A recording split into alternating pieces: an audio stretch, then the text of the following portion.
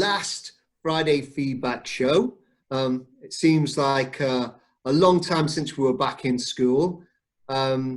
So we're going to do our last show now, and we're going to look back at all the work that we haven't had time to put into our previous shows. So it's a kind of look back at all your lockdown work. Now you might notice Miss Holmes is not here, but don't worry, Rowan, because she sent me some work to show. So this is the first piece of work now, and this is from Jihad. And as you can see, this was our chocolate bar advertisement, and it's crunchy cocoa. And he said, would you like to fill your empty tummy with a nutritious and delicious chocolate bar? Then you must try a crunchy cocoa.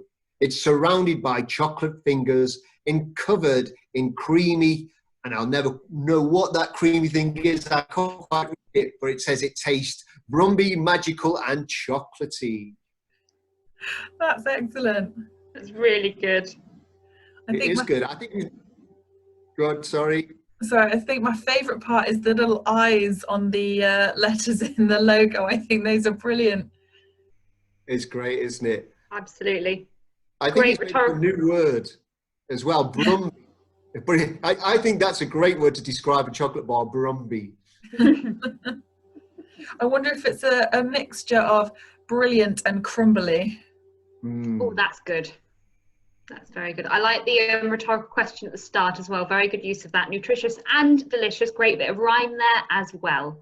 Rhyme in a rhetorical question. Good work. 2 in 1. Excellent. 2 in 1. And also, she sent me some of Ryan's work. And here's some maths. Now, I was really impressed with this maths because it's fractions. Now, a lot of people find fractions quite tough. And Ryan has been putting them in ascending order. That means getting them to go bigger.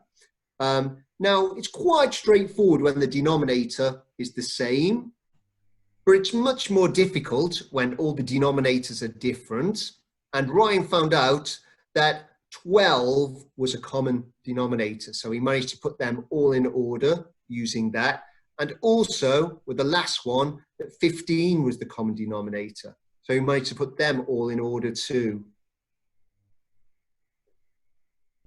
That's great. That is a really tricky thing to do with fractions, especially when those denominators, it's quite hard to spot what to convert them all to initially. So he must know his times tables really, really well to have done that. And I imagine lots of practice on things like times tables, rock stars has really helped him to master that skill. I think it's brilliant to have done that, especially in year 3. That's a really challenging piece of work. It is, isn't it? It really is. And there's a lot of different skills being used there. You know, he's had to use his times tables, he's had to find the common denominators, and then he's had to go on top and put them in ascending order, which isn't easy to do for, like you said, for a year 3. So well done, Ryan. Excellent. Well done. Okay, I'll go next. So our first piece of work is from Watine, and it's a piece of maths work. Can you see that? Lovely. Now, Watine has not done her maths work in her book. She's always written it out on lined paper. And what I really like about this is the effort that she's put into drawing these clocks. Now, we know that's not easy, but she's put so much effort into making sure they're all neatly done, and she's got all the intervals in exactly the right places. I was just very, very impressed with this work. It's great, isn't it? It's like you say, to draw circles like that, and it looks like she's drawn them freehand, and then to get the intervals spaced out as evenly as she has, that takes a lot of doing, so that's really well done. Yeah, she has done a brilliant job. They are so beautiful and neat, those clocks. Really, really lovely. And she's done a great job of solving the problems as well. She really has. Regina sent me maths work every single day without fail, and it's always beautifully done. So well done, Watine. Now, my next piece of work is from Mohammed. Can you see that one? Good. So this is Mohammed's not maths work. This is Mohammed's English work from Friday. And what he was asked to do was to add expanded noun phrases to sentences and then make up his own. And I just really like the way that he's got every single one absolutely perfect. His expanded noun phrases are right, and he's continued picking out the subject and the verb, which isn't quite what he was asked to do. He's done that extra. So really well done, Mohammed. It is brilliant. It's so nice to see when children go that extra mile and just do a little bit extra. It's really, really brilliant. Mm-hmm. Excellent. Really yeah. is. I like the highlighting and the annotating around the sentences, showing that he really understands the word class of each word in the sentence. Absolutely. It shows he's really taken on the teaching we've been doing. So really well done, Mohammed. Good work. Fab. I've got a couple of pieces of work to share with you now. Let's have a look at this one first. This is Isabel's piece of work. She has had a go at some of those descriptive sentences from the other week, and I really loved just how many absolutely amazing adjectives she's got in there. I really like how she's used them onomatopoeia like bang and splashed. And she's really got some really interesting and varied sentence structures in there as well. And just the vocab choices are outstanding, I think. I think the first sentence is definitely one of my favourites. The wild, violent wind howled outside, which I thought was excellent. I like that personification as well, that wind howling, and also that the book flew across the room. I like that kind of personification there in the writing. Definitely.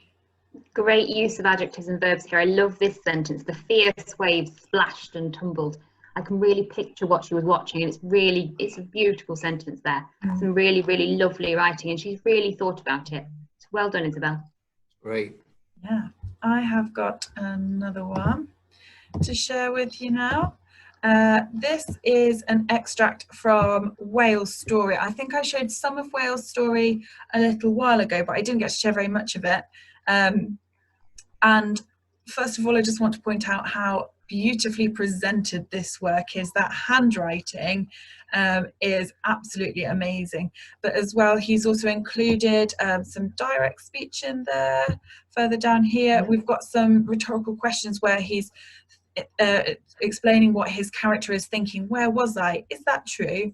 That kind of, build on sort of his description and what he wants the reader to think as well. So yeah, this is a really lovely extract from the story. Mm-hmm. Yeah, I like that line. Strangely, I heard the pitter patter and a fawn. Yeah, it kind of gives you that feeling, that strange feeling of seeing that strange creature. Yeah, he's really used the text we were doing at the time to help him with this, and it's really nice to see them using those things we provide to help them and to take those ideas from those stories. It's a really lovely piece of writing here. It is. Well done, Whale. Okay, I'll go next. Now, we did our story special a few weeks ago, and I said that we didn't quite have time to see two of the stories, so I want to show them now. And this one is from Amal, and she says, "When I stepped in my wardrobe, I did not see my toys, but I saw a whole new world full of candy.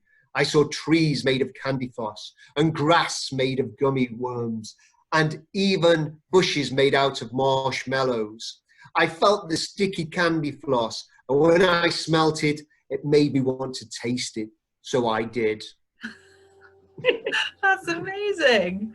I would never have thought of having grass gummy worms, or gummy worm grass rather. Yeah. That's brilliant.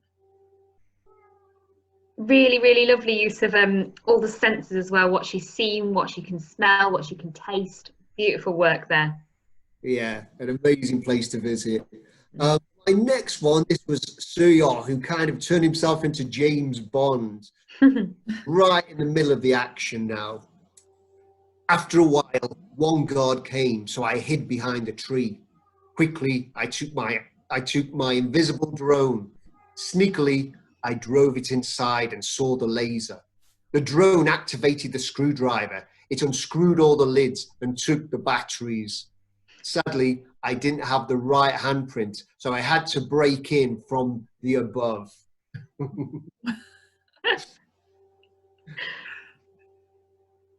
I thought that was really exciting. I can imagine all those drones and lasers Yeah.